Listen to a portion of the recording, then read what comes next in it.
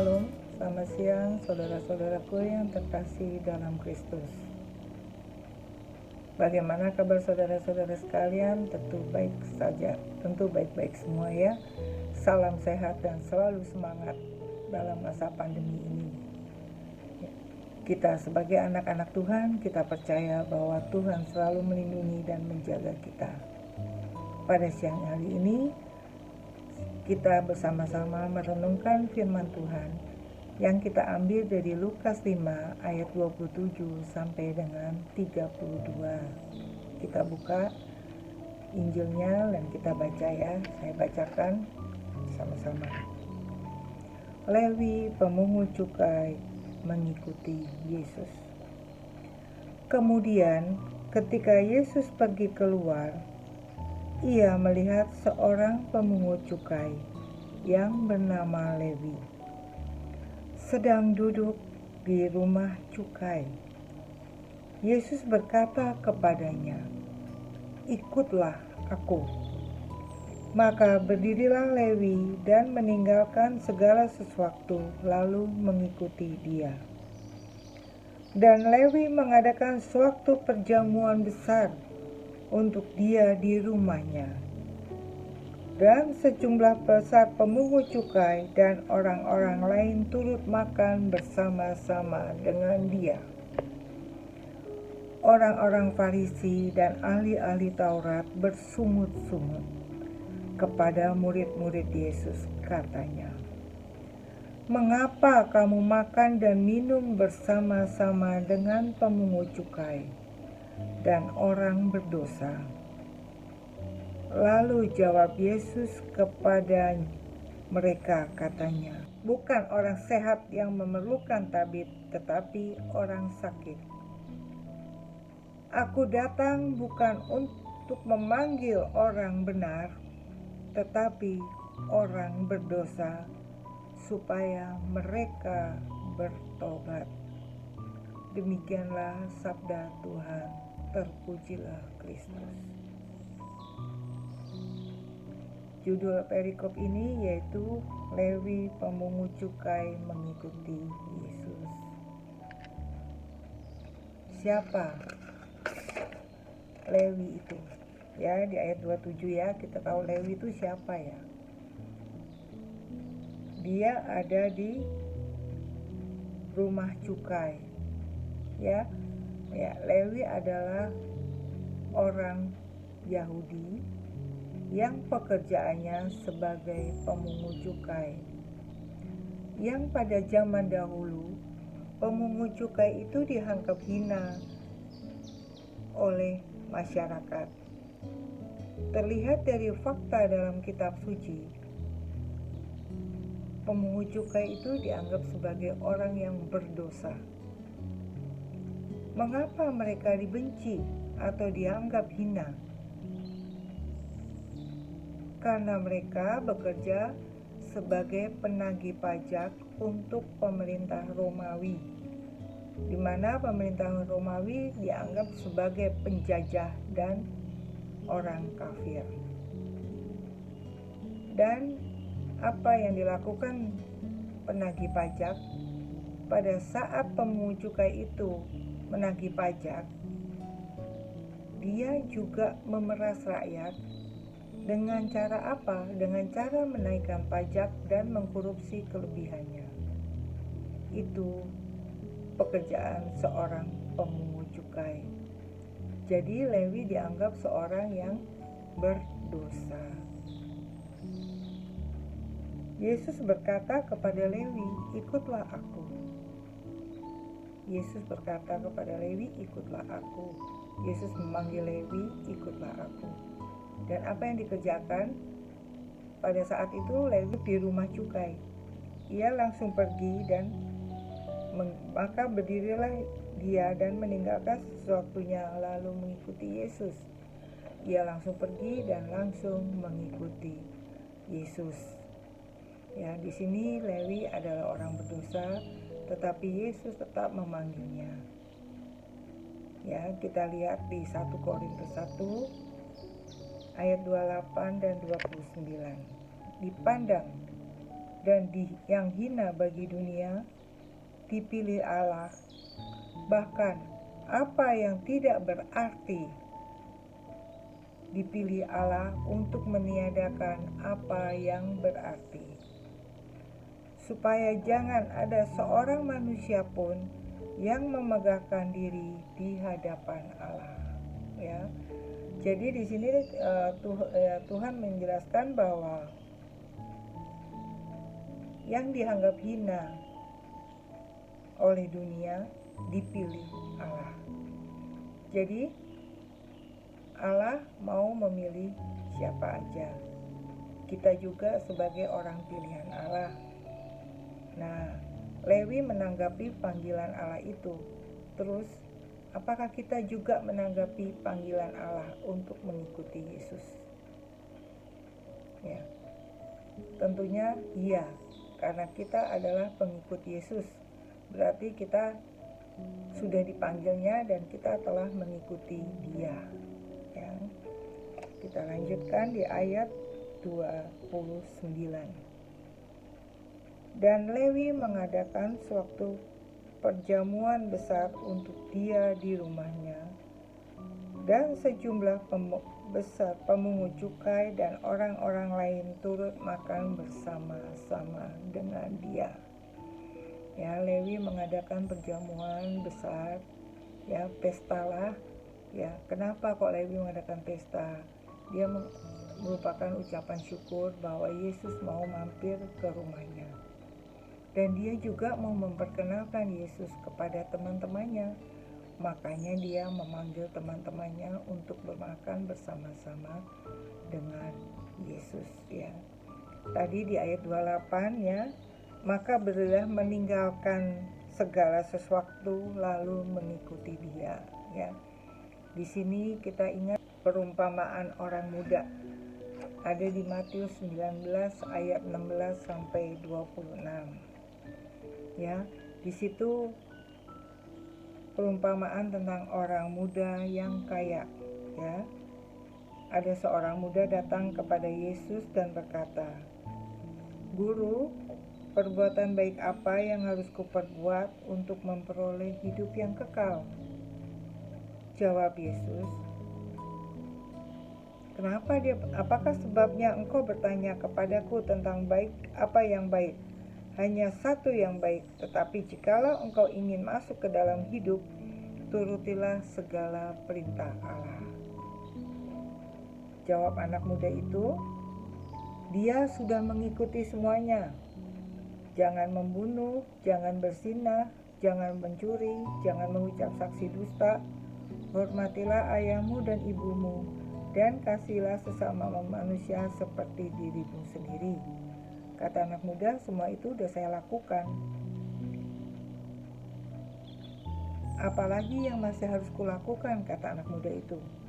Kata Yesus kepadanya, jikalau engkau hendak sempurna, pergilah, jualah segala harta milikmu, dan berikanlah itu kepada orang-orang miskin, maka engkau akan peroleh harta di surga. Kemudian datanglah kemari dan ikutlah aku. Nah, sini kontras sekali ya. Lewi yang dipanggil Tuhan, dia juga orang kaya loh. Langsung pergi dan mengikuti Yesus. Bahkan dia berjanji akan mengembalikan semuanya. Berapa kali? 4 kali dari yang dia tagih. Sedangkan anak muda ini sedih karena hartanya banyak, dia tidak mau meninggalkan hartanya. Ya, di sini itu adalah pilihan bebas dan kehendak manusia sendiri. Mau yang mana? Jawabannya pada diri kita masing-masing. Tadi mengadakan perjamuan, ya, untuk memperkenalkan Yesus dan mengucap syukur. Dan ayat 30, orang-orang Farisi dan ahli-ahli Taurat bersungut-sungut kepada murid-murid Yesus, katanya, "Mengapa kamu makan dan minum bersama dengan pemungut cukai dan orang berdosa?" Ya, sini orang Farisi dan ahli-ahli Taurat yang selalu menganggap dirinya adalah seorang yang suci dan bersih dan selalu lebih baik dari semuanya. Dia mengadakan kritikan kepada Yesus. Kenapa kok Yesus, orang yang sudah dianggap suci, kok mau bergaul dengan orang yang berdosa? Maka apa jawab Yesus? Bukan orang sehat yang memerlukan tabib, tetapi orang sakit. Ya, jadi bukan orang sehat yang memerlukan tabib, tetapi orang sakit. Ya, seperti kita aja, kalau kita mau ke dokter, masa kita kalau sehat ke dokter? Tentunya tidak. Tapi kalau kita sakit, kita pasti cari dokter untuk menyembuhkan kita. Nah, Yesus datang ke dunia ini untuk menyembuhkan atau mempertobatkan orang yang berdosa dengan tujuan supaya kita semua memperoleh hidup yang kekal. Ya. Yesus tidak membiarkan orang yang berdosa larut terus dalam dosanya, tetapi Yesus ingin mengajak dia lepas dari dosanya untuk mengikuti Dia. Aku datang bukan untuk memanggil orang benar, tetapi orang berdosa, supaya mereka bertobat. Ya, supaya mereka bertobat. Nah, Lewi ini dia sudah mengetahui bahwa dia adalah orang yang dianggap berdosa karena pekerjaan yang dilakukan adalah bertentangan, karena dia tadi kan sebagai pemungut cukai, dia memaksa terus menagih dengan harga yang lebih dan korupsi. Tapi dia langsung bertobat. Maka kita juga harus seperti dia. Kita mengetahui bahwa kita adalah orang berdosa, kita harus cepat lari dan untuk menjumpai Yesus dengan cara bertobat. Ya, kalau kita mau bertobat, maka kita akan mempunyai hubungan atau relasi yang baik dengan Tuhan Yesus. Kalau kita dalam keadaan berdosa, bagaimana relasi kita dengan Tuhan Yesus? Tentu tidak baik, ya, malu, ya, seperti Adam dan Hawa. Pada saat ia ketahuan di Taman Eden, dia ngumpet karena dia merasa dia berdosa, dia merasa dia telanjang, dia malu sama Tuhan. Maka kita sebagai orang berdosa, kita malu untuk bertemu dengan Tuhan. Maka kita akan, relasi kita dengan Tuhan akan menjadi buruk. Ya. Sharing saya baru dibaptis SMA. Pada saat saya sudah dibaptis, saya orang yang rajin ke gereja deh. Ya, tiap pagi saya sebelum ke sekolah saya misa dulu. Tapi apa yang Tuhan apa yang terjadi bagi saya? Papa saya diambil pada saat saya berusia 17 tahun. 5 tahun kemudian mama saya juga diambil. Saya 5 bersaudara. 4 orang adik saya masih kecil dan saya paling besar. Saya belum bekerja dan saya masih kuliah pada saat itu. Ya, dan pada saat itu saya marah kepada Tuhan. Kok Tuhan begini ya? Saya sudah taat, saya sudah setia kepadanya. Kenapa kok saya diberi cobaan yang berat banget? Ya. Saya marah, saya iri sama orang-orang pada saat saya melihat orang berjalan bersama kedua orang tuanya sampai mamanya sudah tua, masih punya mama, tapi kok saya masih muda, masih kecil. Kedua orang tua saya telah diambil oleh Tuhan. Nah, dalam perjalanan kehidupan saya menyadari mungkin ini adalah rencana Tuhan yang terbaik bagi saya dan adik-adik saya. Saya jalani hari-hari saya jalani kehidupan saya lulus kuliah, begitu pula adik-adik saya. Nah, ini adalah suatu mujizat, ya. dalam keadaan tidak punya orang tua dan tidak dibantu oleh siapapun, kami masih bisa sekolah dan kami masih bisa bertahan. Ya, karena apa? Karena memang kedua orang tua saya juga punya warung dan saya meneruskannya, dan dengan itu kami bekerja dan sambil bersekolah dan kuliah. Dan terakhir, dan saya mengerti setelah berpuluh-puluh tahun, saya mengerti bahwa inilah rencana Tuhan yang terbaik bagi kehidupan saya.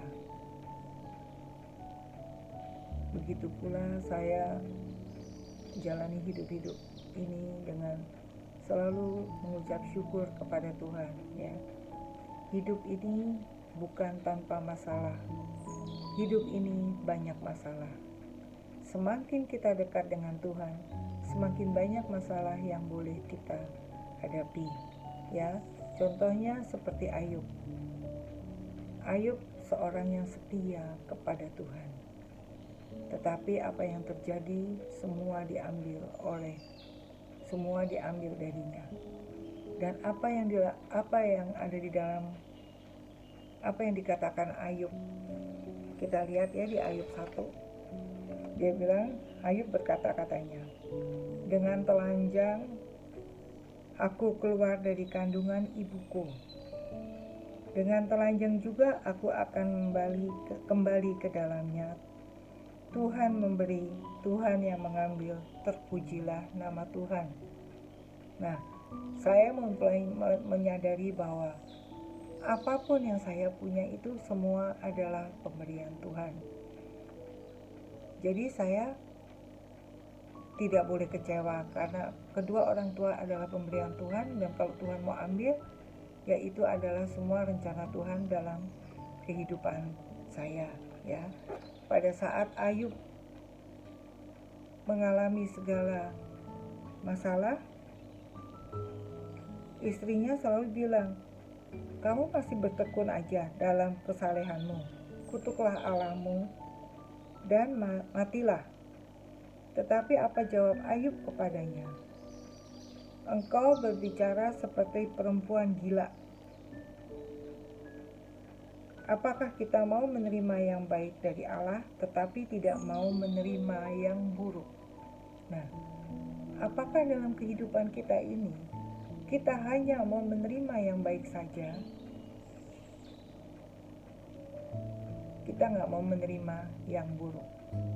Kenapa Tuhan memberi yang buruk? Karena Tuhan itu mencintai kita. Kalau kita hidup kita baik dan mulus terus, kita akan lupa kepada Tuhan. Karena kita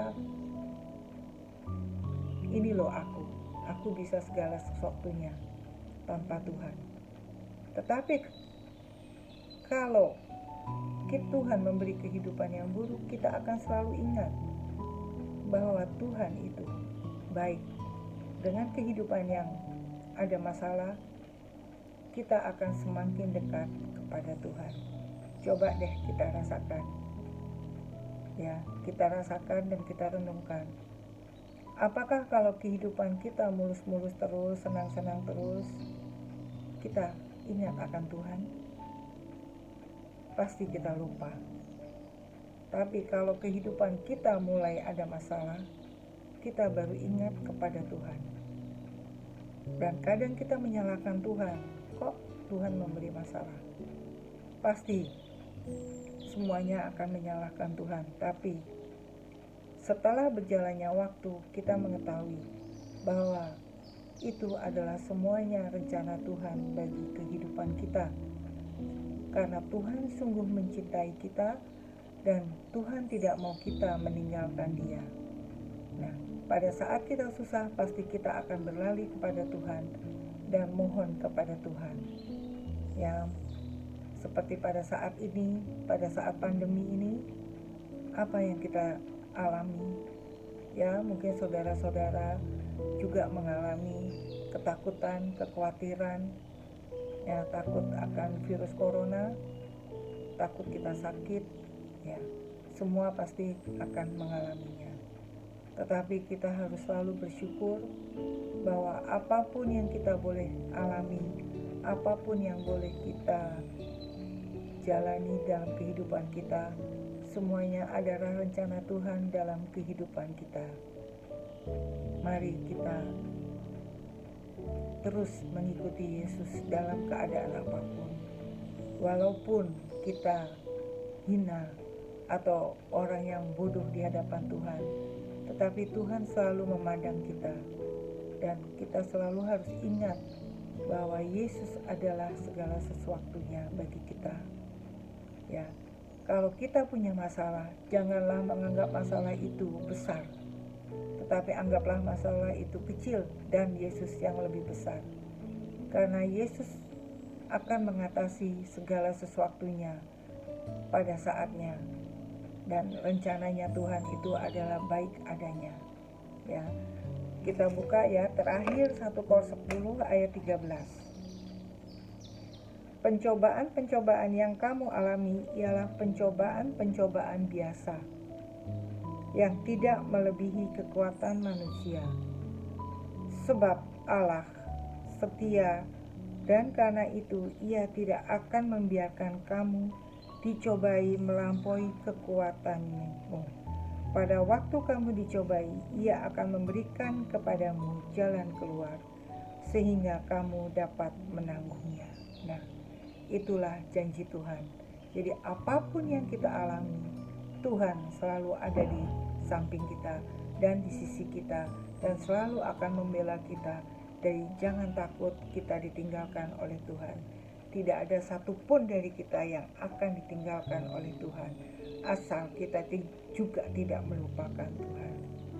Ya, marilah kita tutup renungan ini yang akan menyadarkan kita supaya kita semakin dekat kepada Tuhan dan selalu ingin mengikuti Tuhan, karena Tuhan selalu memanggil kita supaya kita ikut Dia. Ikutlah aku.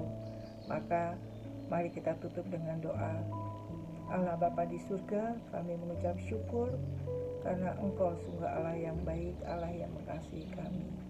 Biarlah kami selalu dekat denganmu dan selalu setia kepadamu dalam kehidupan kami. Dampingilah dan kuatkanlah kami ya Tuhan. Terima kasih ya Tuhan. Doa ini kami serahkan ke dalam tangan kasih Putra-Mu Tuhan kami, Yesus Kristus. Amin. Bapa dan Putra dan Roh Kudus. Amin.